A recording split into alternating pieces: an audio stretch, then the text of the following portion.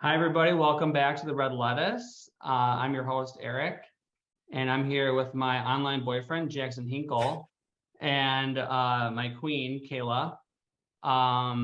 It's been a while since I've had you both on. You guys have been very busy. But before we start on our docket, why don't you guys just let everyone know what you've been up to? Yeah, it's been way too long. It's been like how long has it been? It's been a year, That's probably. crazy. I That's know. crazy. Yeah, over the past year, what has happened? I don't know. I don't know what's happened.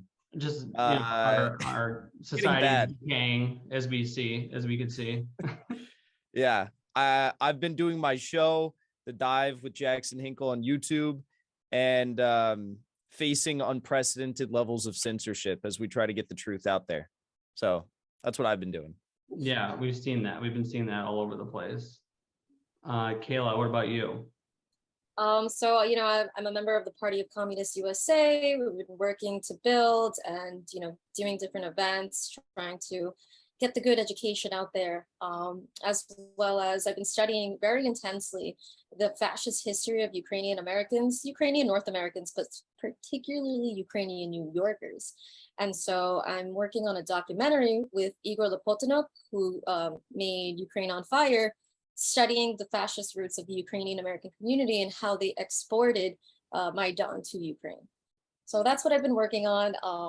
I'm really excited. I'm concluding my interviews, which is why I'm talking about it now, because I didn't really want the people that I was interviewing knowing my background, or at least knowing that, what my position was or how I analyzed everything. I just wanted to really just make a neutral. I don't want them to try to make Ukrainian propaganda or whatever. I just wanted to be very neutral and see what they're really about. But of course, they showed their asses in all of them. So it's going to be exciting. And I've also been writing with Midwestern Marx. This past year, as both of you may know, there was a shitstorm on one of my articles about proletarian patriotism. So I'm no longer a Marxist. Allegedly, now I am a fascist. Right. Never declared, but allegedly. So that's what I've been up to, apparently. Well, I'm really intrigued and excited to see that documentary when it comes out. When does it come out? We're still working on it. I'll let you know when it comes out. You'll be the Okay. first to know. Okay, good. Can't wait. But yeah, no, I wanted to talk to you guys about, I mean, we've all seen this like all over the internet, just people like losing their minds over the FBI raid at Trump's residence in Mar-a-Lago. And I just, if we didn't know already, but this just really further exposed just how politicized and dangerous the security state is here, and how weak and non-existent the left is here at home. I think it just makes me like, from like just like what I've seen, I think what you guys have seen as well, it just leads us to see that based on the reactions we've seen from people who claim to be in the left, there's a serious lack of understanding the necessity of making temporary alliances or just meeting people where they're at, even if they disagree with us on major issues, and welcome them. And when we agree on a particular issue, like defunding the FBI or abolishing the FBI and the CIA and the security state overall, given the history of those organizations. They've the CIA goes around plotting coups all over the world, especially within leftist groups and leaders, and here at home as well in the FBI. Martin Luther King, the Black Panthers, JFK, the Uhuru, and there's many more, I'm sure. Yeah, the Philly police bombed the Move. Yeah, and the Move movement, they were bombed. It's just really hypocritical, because like we also know that like Lenin, among other socialist leaders, spoke out about the necessity of this tactic. So let's just, I guess, dive into that and like what you guys think about this whole FBI raid and what you've seen, what your thoughts are, what is to be done, and why do you think we see this continuing among so-called the American left? I remember it was maybe a year and a half ago, maybe even 2 years ago, when we started to see some people on the right, some whatever figureheads, they started to get banned on Twitter and YouTube. And I, among other people, said that this is not a cause for celebration. This is actually a cause for concern, because once they start censoring them, who's to say that they're not going to censor us? And I, among others, also faced a lot of backlash for that. Oh, Right. you're apologizing for the fascist or whatever. It's not about apology for these people. It's not about wanting to protect them. It's about having strategy. And the left absolutely has no sense of strategy. It's all about moralism. It's all about feeling self-righteous and feeling good about yourself. I'm always doing the right thing.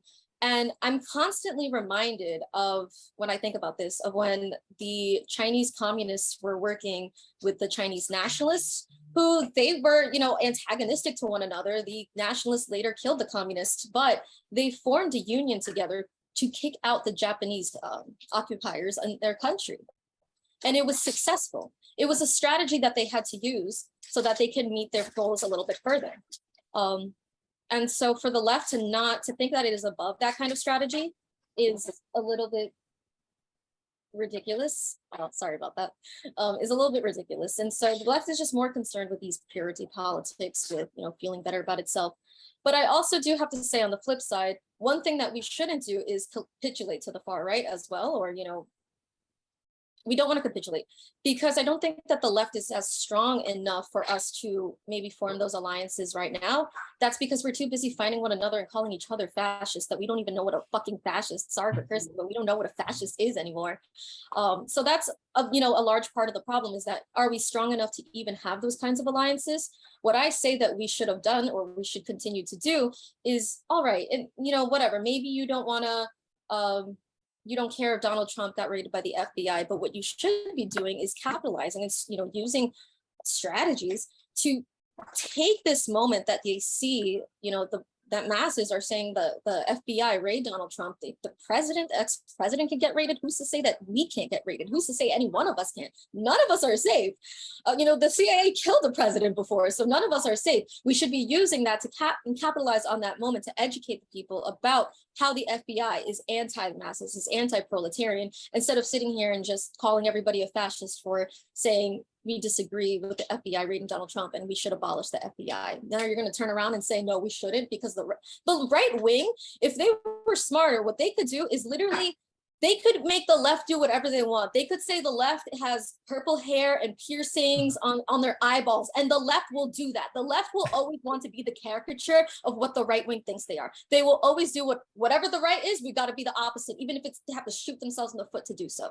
So it's very dumb, in my opinion. Yeah, I agree with all of that.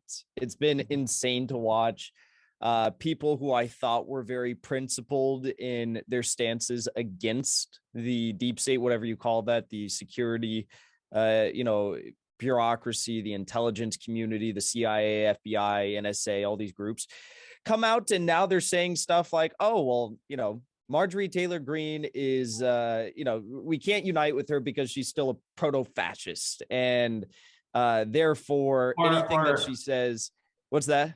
Or like, I think on what was the Majority Report, they're saying, oh no, not her. They're saying Tulsi Gabbard's a crypto fascist. What the hell is that? Yeah, they were saying that. And it's like, I have things, obviously, and I'm sure we all do, that we don't agree with these people on, big things, I'd imagine.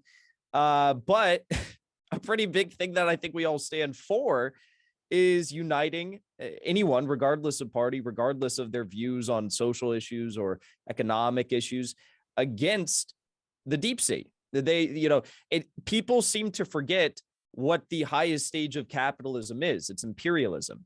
And what is the intelligence community doing right now? I mean, they're waging a proxy war in Ukraine. They're waging soon a hot war in China, sanction warfare all across the world right now. that's actually hurting the American worker and workers in the case of, in the collective West and Europe and the UK as well. So it's been so incredible to see this. And yeah, how is it that you see the FBI go and raid the former president? Initially, they say it's about, like classified documents.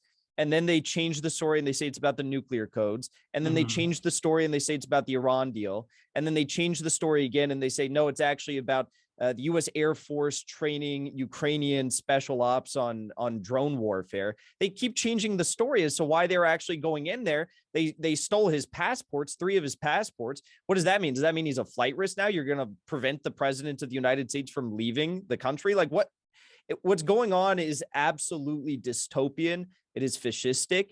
And if you're not coming out and opposing that, well, in my eyes, you are party to this and you're actually condoning it, right? It's not a matter of like, oh, well, I don't care if he, was raided or not. You have to come out and condemn this and stand against this. And yes, welcome those who are actually calling for the defunding of the FBI. It's so simple. We're finally at an opportunity where we can unite with people that we once thought were completely gone. And they've now woken up to the fact that, yes, the FBI is a problem. Yes, the intelligence community is a problem because it's coming for their own kin. And sure, maybe that's, that you can call them whatever, you can call them hypocritical because they didn't speak out against the stuff in the past when they came after other folks, but they're at the right position now, and trying to act holier than thou is not going to do anything in trying to unite these groups to actually bring a solution about. You're just going to ostracize them and isolate yourself, and you're going to look like an ass. So I was just so upset, and I still am so upset. I have people, this week, like Ben Norton is coming out and saying that, oh, all of us patriotic socialists are proto-fascists because we're uniting with Marjorie Taylor Greene to defund the FBI. No, Ben, you're a proto-fascist because you are not uniting to defund the FBI. It's as simple as that. Yeah, and we like I said earlier, like prominent social leaders like Lenin, Fred Hampton, you name it, they've all joined they all called for this, like using temporary alliances, meeting people where they're at on issues that we agree on, so we can win them over. You don't win people over by saying, well, what took you so long, and like criticizing them when they're right on something. Yeah. That's not how you win people over to your side. And it's like if you're in a union, do you go to the union, union hall floor and say like, okay, everyone who's a Trumper, raise your hand. Everyone who's, supports Marjorie Taylor Greene, raise your hand. Okay, we don't want you in our union anymore. That's not how it works. No. That's not how collective organizing works. No. And it's just so sad to see that these people can't recognize that. Yeah, absolutely. And it's kind of like, it's organizer 101, that you've got to build alliances and bring people together so that you can unite over a common cause. These are the same people who like criticize others for being online or not going out and doing enough, and they don't even know the basics of organizing. It's a little hypocritical, if I must say. Yeah, and just because we are welcoming this from people who are on the right doesn't mean that we agree with everything that they that they run on or agree with or whatever their platform is. It's all a tactic. It's about strategy and tactics, about uniting people and meeting people where they're at. And just because we are against what the FBI is doing to Trump doesn't mean that we want Trump to be president. We're not like big Trumpers. That's not what that means. It's just like what happened with Alex Jones, like censoring him, and we should be against that because free speech is important, and whatever happens to whatever can happen to Alex Jones can happen to any of us, and it happens worse for people who are on the left. It seems like to me. Jackson, you've been censored. You've been kicked off of, I don't know how many platforms, YouTube and what else. I don't know. There's probably a lot more. But YouTube, they're ramping up their censorship.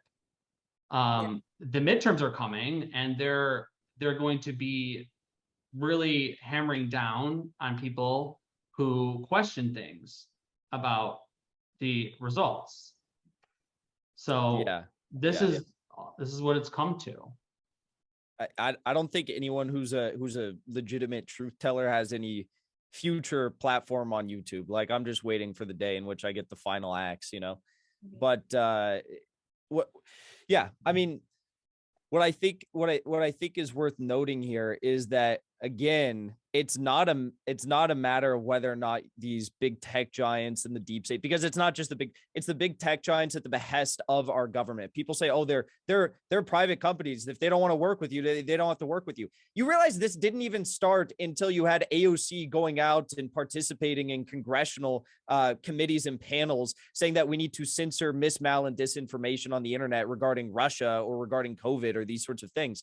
And it's not just limited to people like ourselves, who I would say, you know, are objective truth tellers. They're coming for anyone. I mean, you have people like Donald Trump, who poses like the smallest threat in the world to the deep state. Yeah. You know, he's either fooled by them or goes along with what they say, like 95 to 97% of the time. Steven Crowder, largest political streamer on YouTube. That guy sucks. But just this week, he said that he won't vote for any Republican if they don't support the dismembering and dismantling and defunding of the intelligence community and the FBI. 3 days later, banned on YouTube for 14 days. Now he's on Rumble, and he had 90,000 live stream viewers this morning. That's crazy. So it is a changing world, and I think people are curious for the truth. But it's just sad to see, like, we don't live in a free country. The values that we claim to hold as patriots, they are not guaranteed. And it's because of that one word. What do we call that when we have the corporate state uniting with government to suppress the masses? It's fascism. Oh, right. Yeah. Exactly. And like I said in the beginning, I just think, you know, at the same time, like, how dare you? If these strategies and these tactics were successful for the Chinese Communist Party, if Mao was able to work with Chiang Kai-shek so that they could actually, you know, bring themselves closer to a proletarian revolution, then who the hell are you to say that you're above that? You're too good for that. You can't do that. You're not strong. You're not even strong enough to actually probably do that. You don't have mass support. Why? Because you refuse to follow the tactics. You refuse to actually have strategy to win. You refuse to actually build revolution. You refuse to meet people where they're at, despite your differences, so that you could bring yourself forward. You would rather feel self-righteous in the dark depths of the shadows of the internet, feeling good about yourself with your, you know, 5 online friends in the echo chamber. And that's about it. You're not serious about revolution. You're not serious about socialism. And just like Hinkle said, you know, what you're really doing is aiding the fascists, isn't that right? Yeah. And it's like the things that we should care about are, you know, the values we hold as Marxists and how we can draw that line moving forward. It shouldn't be about like hyper partisan politics. If that's all that you care about, if that's how you see the world through the lens of like, you know, partisan politics based from like a US perspective, then that's all you are. You're not a Marxist. You're a hyper partisan Democrat at the end of the day, which is sad. You know, for example, like Nina Turner, she got, you know, Jimmy Dore, critiqued her on one of her takes. I think what was it about the FBI? Yeah. So, and then she didn't have an argument, so she turns around and uses, you know, labels him as an anti-Black, like racist person just because he critiqued her. But I think that's like all of these people have left is like this like wokeism politics. Woke imperialism. Woke imperialism. Like I think you know, this is what the left has been designed to become, is like this like woke, hyper individualistic, and fetishize their identity and make it all this like very hyper individualistic. So it creates like all this division among us all. And if you don't agree with anything that I, you know, align on, then you're a fascist. And then all these words don't mean anything anymore. Like racist, fascist, sexist. Like, what does this even all mean now? Like, these words are so. A Nazi, oh, because we rather side with Putin over actual Nazis. that makes us Nazis, that's really nuts. That's insane. Don't get me started on the woke imperialism in Ukraine, the way that they literally what they have done. And I tweeted about this, but what they have done was Putin called them a Nazi, and all they did is like, I know you are, but what am I? You're the real Nazi. Like, grow the fuck up.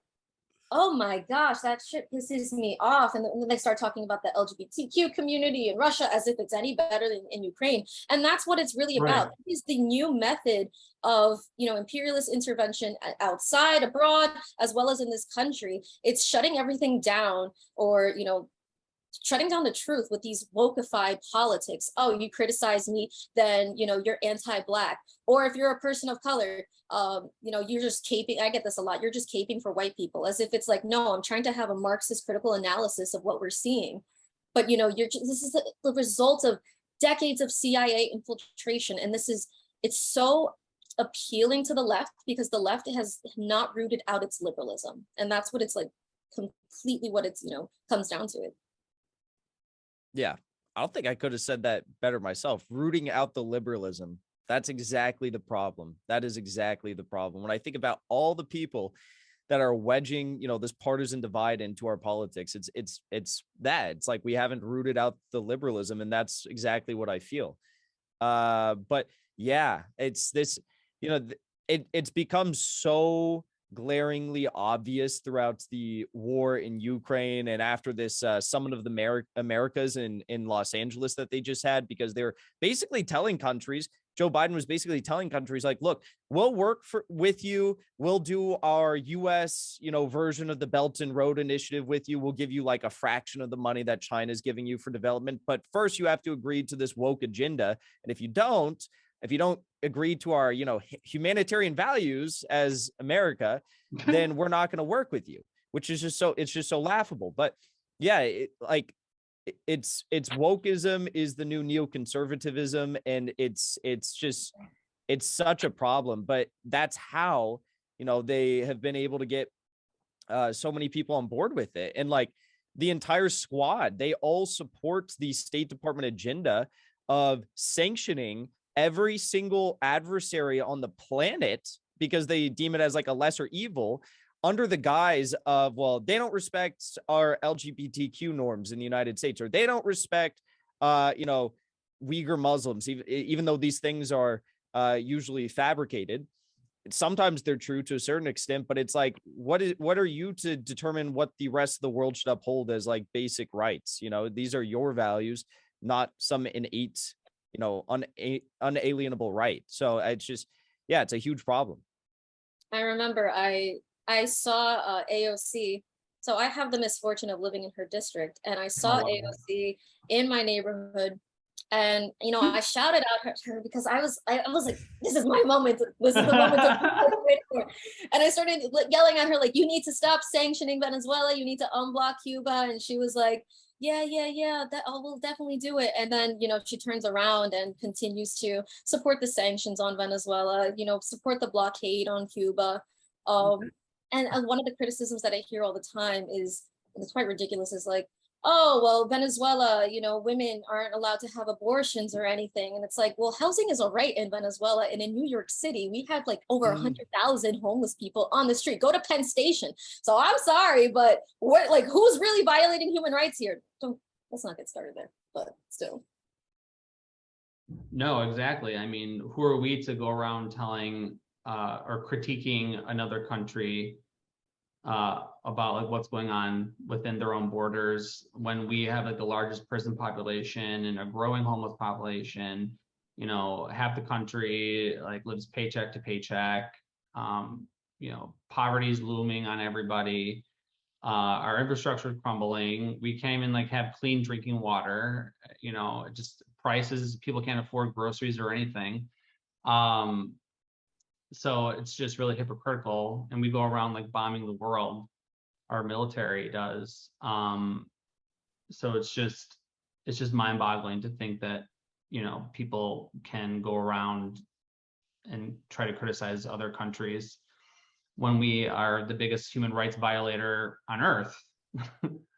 Our government is, and that's because it's controlled by a different class of people. And that's why we have the results that we have. You know, like all the money that we've given to Ukraine could have ended homelessness like multiple, like I don't know, 3 or 4 times over with the amount of money that we've given just to fund this proxy war between Russia and Ukraine. You mean that we've given to for Zelensky's coke habit? Yeah. That was, yeah, I don't know if you want to put that in there, but No, for real though, for real. That's exactly right. So it's just well, the left doesn't even respect its own, compatriots. How can we imagine that it's going to respect the people abroad? And they don't think about that. yeah, and I just think like the history, like our country's like what, sure it might have been like short, but like we have a revolutionary history here in the United States. And I think, that's just been totally wiped out of our consciousness of our history books. And like, that's not really examined here in any of our schools, in any of our educational systems. It's just totally wiped out of like what the Revolutionary War was really about. It's, people don't really know all that history and like the Civil War and, how there was a Marxist battalion in it, and Karl Marx wrote in the newspaper about it and, supported, the North and, just like all these things, like it's all connected. It's just like people don't really know about that. And it shows. I think, people look at what's going on in Russia and they think that like everything started once, like when Russia invaded, and that's not what happened. There was all these things that led up to it. Like we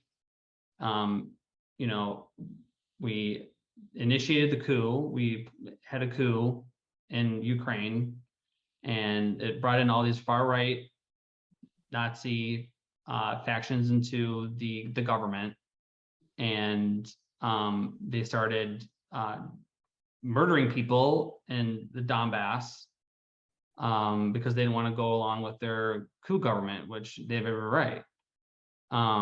It's so people just don't know. People like somehow, and when you bring it to their attention, they like totally just ignore it. I feel like it just like goes over their head, especially like liberals. Liberals to me are like the hardest to get through. I don't know why, but it just goes right over their head. These people don't know Ukrainian history. I mean, I've been studying Ukrainian history for about 5 years.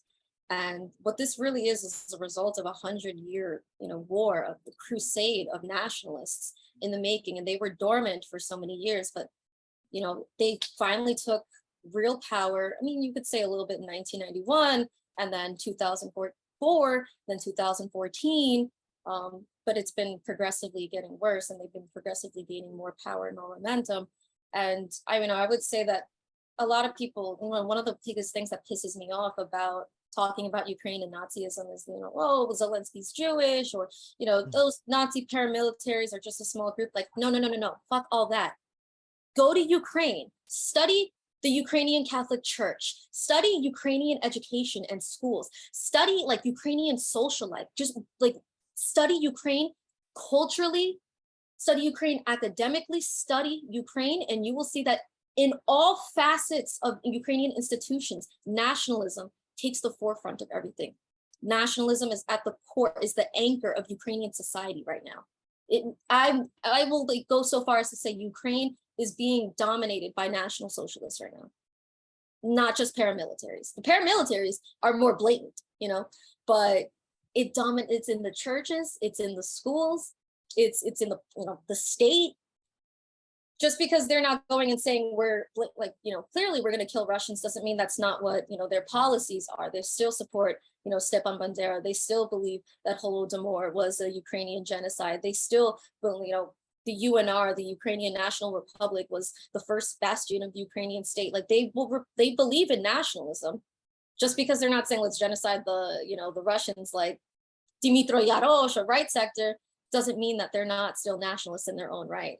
Maybe they're just more, and this is what we see here in New York, is like woke nationalists.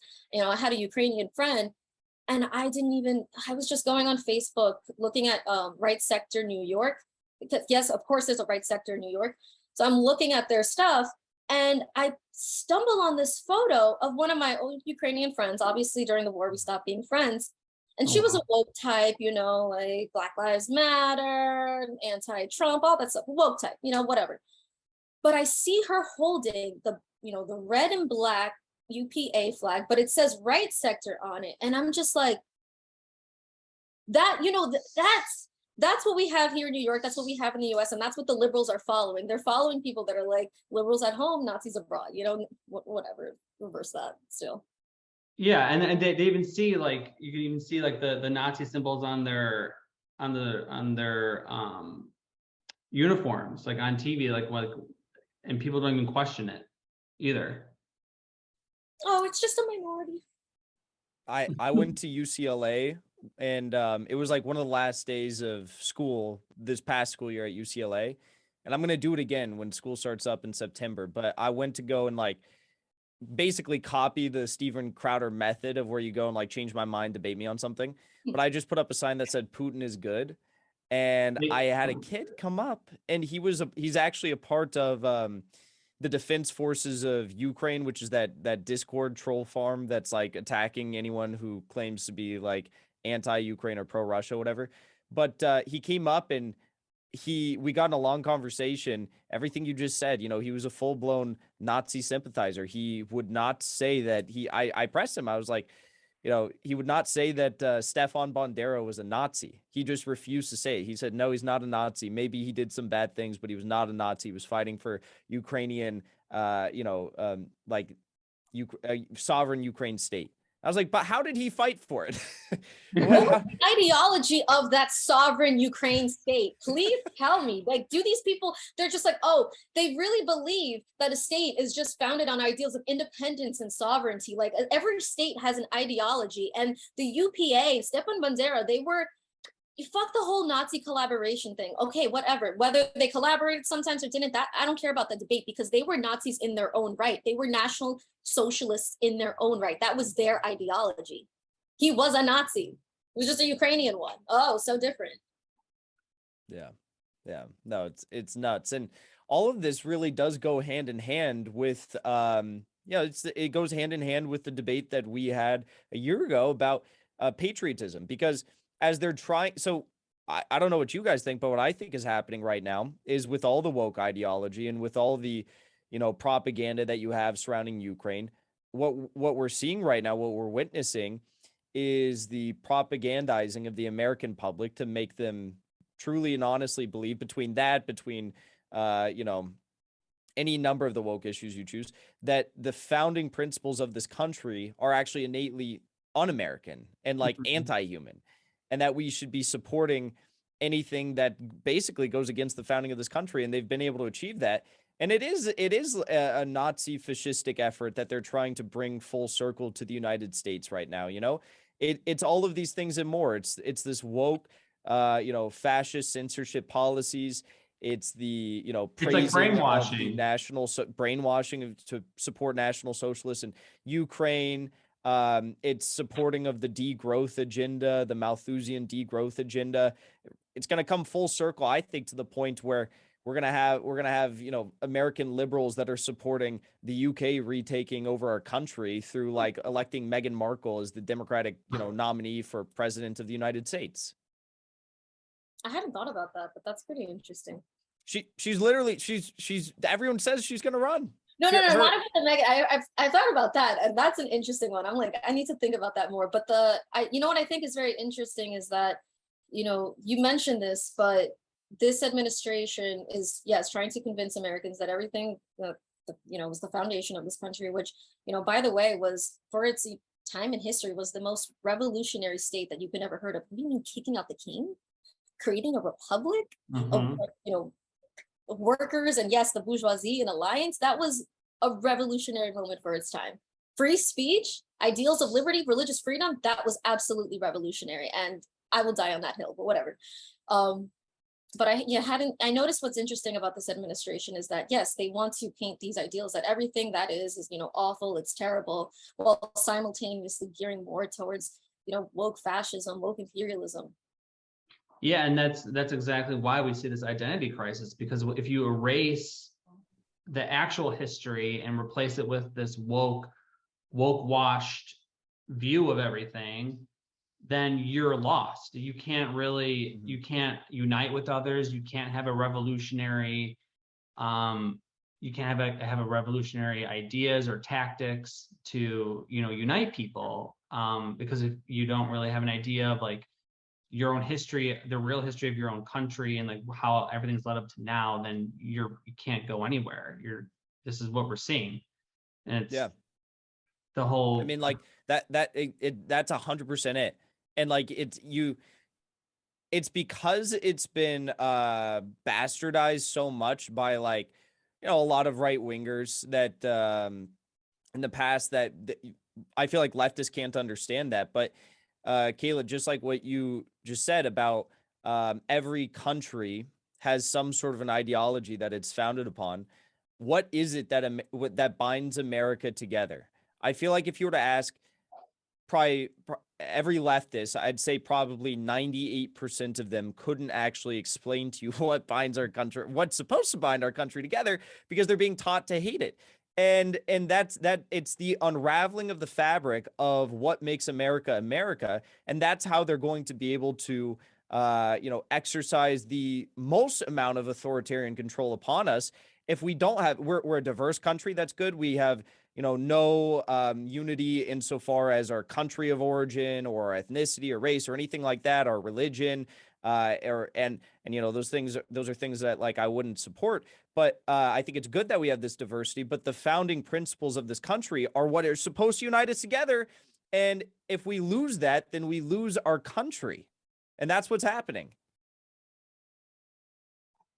The left doesn't have, and this is the problem with the German left right before Hitler was, took power in the way that he took power. But the German left didn't have a sense of the identity. They couldn't paint an identity for the German people, and they left that for the German fascists. The German fascists were like, no, we're going to capture the soul of this nation. We're going to give the German people back, sense of pride in who they are. And patriotism is something that is so innate to Marxism, Leninism.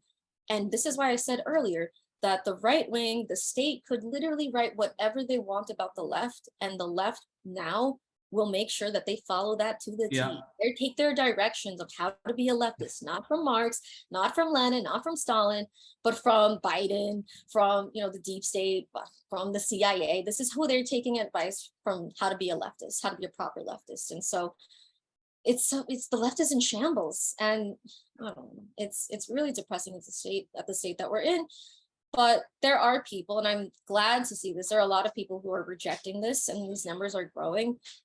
People that are uniting together and saying that, rejecting how the left is, this, some people say the synthetic left, I think the CIA left, and trying to recreate, like, fuck even the identity as a leftist. I'm a Marxist Leninist, I'm a communist. It's our own line.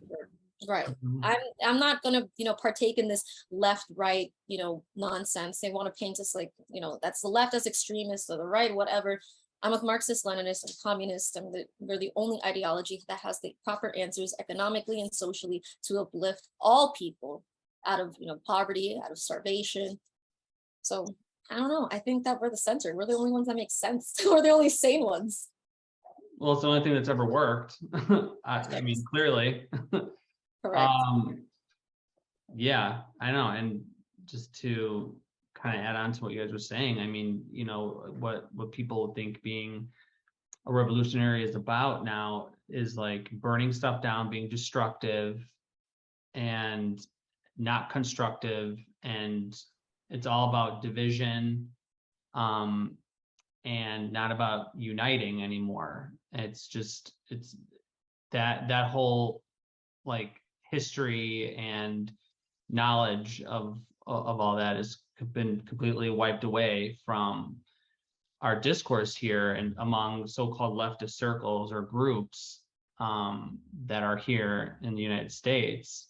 And I think most of we've seen like a lot of like so-called socialist parties, just battle for the they're just more about like movementism and not about really getting to the people, to the masses, about what socialism is really about. you know, Because they don't know themselves. yeah, they don't know themselves either. And that's, you know, that's the whole point, is just like the whole history and what it really is, like what it really means to be a Marxist Leninist, what it is to be, what it means to be a socialist. It's not about going around wanting to destroy your country, but about being proud of it, not because of what your government's doing. No, because like our government is not reflecting the the majority, the working class. It's reflecting the imperialists who are in power.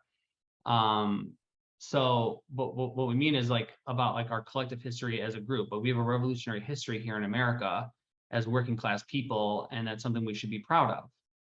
And we should use that, and you know, to unite everybody.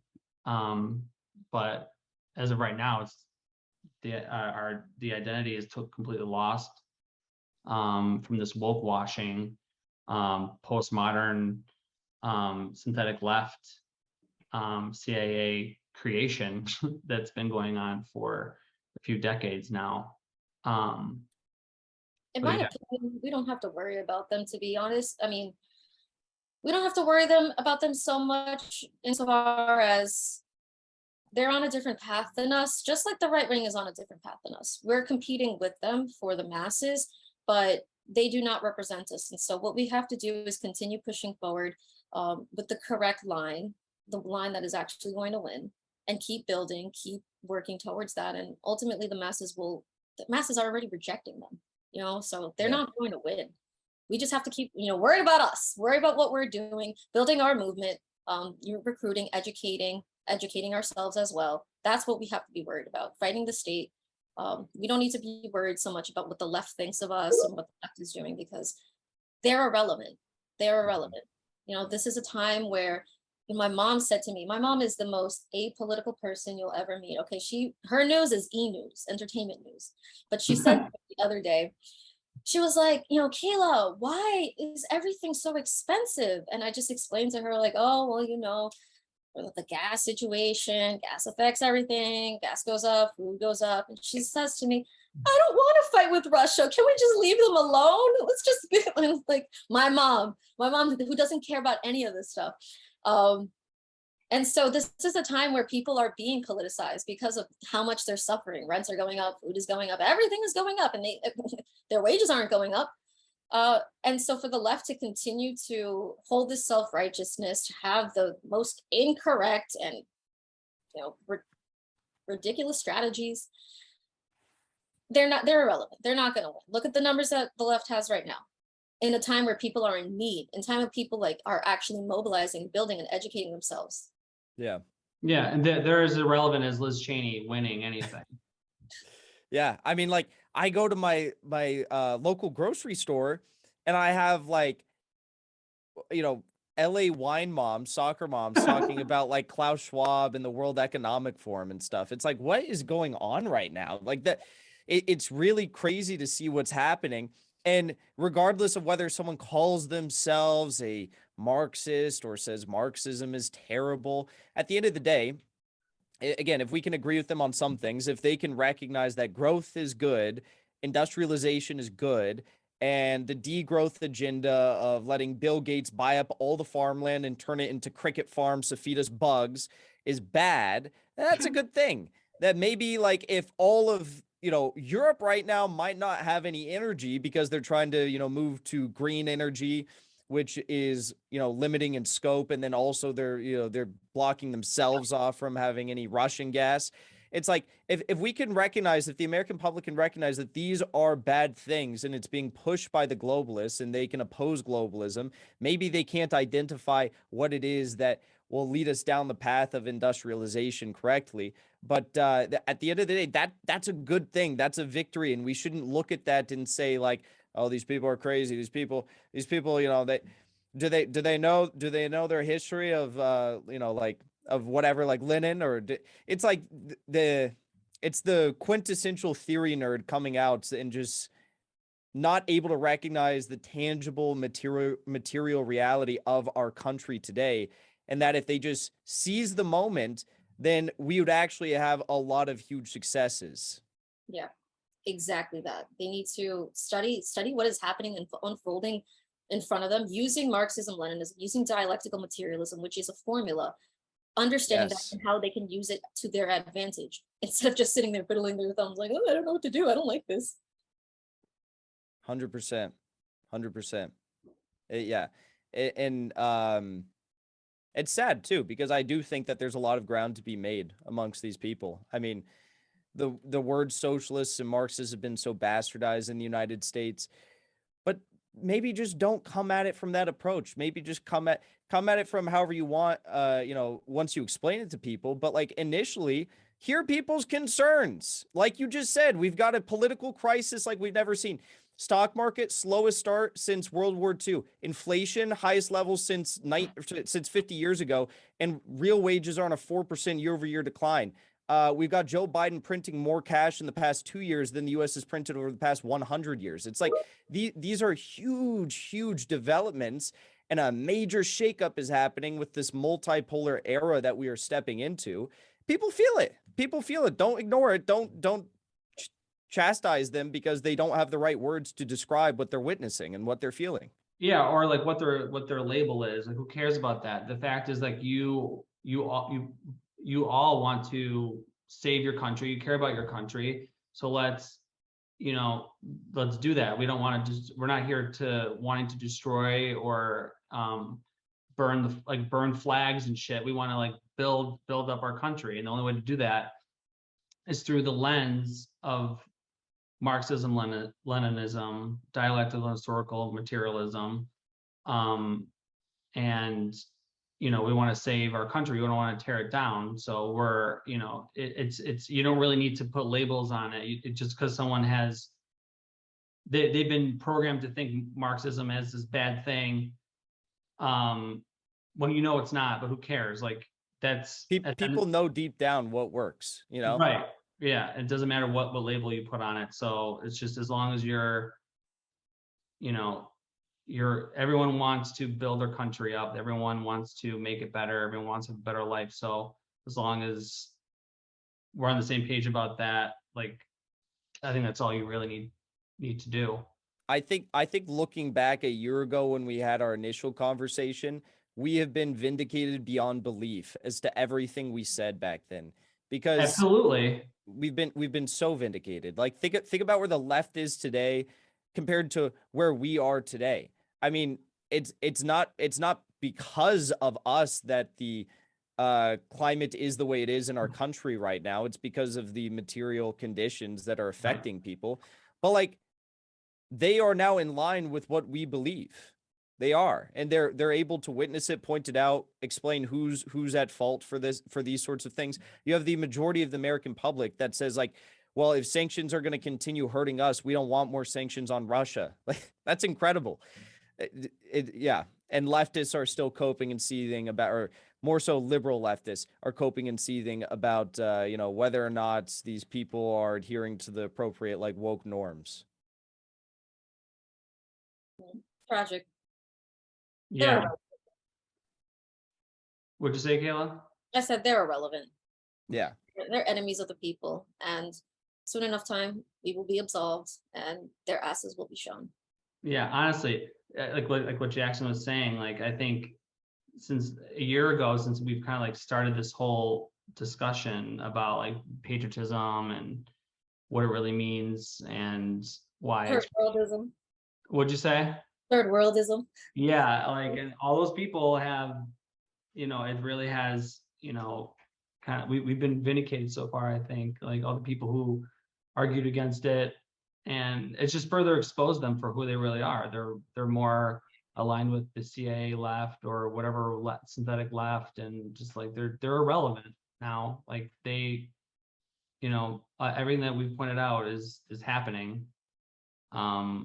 So I don't know, just it's interesting to like look back and see where everyone is now since then. Yeah, I mean, irrelevant is the only way that I can describe it. It's like I don't even keep tabs on what these people have to say anymore because no one really listens to them. I mean, so who's Vosh? What's a Vosh? Yeah, exactly. I mean, think about them. Think about the political commentators, those sorts of people. Like, they don't get views anymore. They're much smaller now than they were, which means that I think we've actually won people over. And then you Right. look at people in Congress, like AOC and the squad, like their donations are all substantially down right now because like no one supports them. They recognize that they're, not only abject failures, but they're liars. They're liars. They lied about what they claim to stand for. Now they're voting for NATO expansion to Finland and Sweden. You How know, progressive, how progressive. yeah, it's crazy. It's crazy. I'm very interested, Kayla, to watch this movie because I really liked Ukraine on Fire. Oh, that was And great. That was a great movie. Yeah, yeah, I so hope this will work out. But I'll keep you guys posted, of course. Especially once we finish up with all the documentaries. Sorry, the interviews. I'm still just waiting on a couple more. They'll be done hopefully by the end of the month, and then I can actually start publicizing it, creating a fund, talking about it a little bit more. But I just wanted to, sneak it in here. It's gonna be called. that's Of exciting. course. No, yeah, let's wrap. 'Cause I know you got to run. Yes. Thank you guys so much for coming on again. I look forward to having you guys on again soon so we can do more of this. There's so much more to discuss, but obviously we don't have all the time. Before we wrap up, let people know where they can find you. So my name is Kayla Papachet. You can find me on Twitter at Kayla Pop. I also write with Midwestern Marks at Kayla Papachet. I'm doing a little TikTok series with them. So if you're on TikTok, go to midwesternmarks.com on TikTok, and doing a series debunking Ukrainian nationalism. And lucky for those guys, they've given me so much content for days. It'll never end. So yeah. Yeah, my name's Jackson Hinkle. You can find me for now on YouTube, at least, on The Dive with Jackson Hinkle. I don't know how long that'll last though. And on Rumble, you can find me there, Twitter, Jackson Hinkle. But yeah, we'll see how long these social media platforms allow us to keep speaking our truth. And subscribe to his Patreon. You still have your Patreon? Yes, I do. Thank you for that. Hit up his Yes. Patreon. Yeah, definitely subscribe, support on the Patreons. I think we all got them. But yeah, thank you guys again so much. And I look forward to doing this again soon. Bendiciones, benditos, te quiero mucho. Nice to meet you, Hinkle, formally, I guess, over Zoomy, whatever. But yeah, I gotta go, head out now. You guys have a great night. All right. See you guys. Thank you.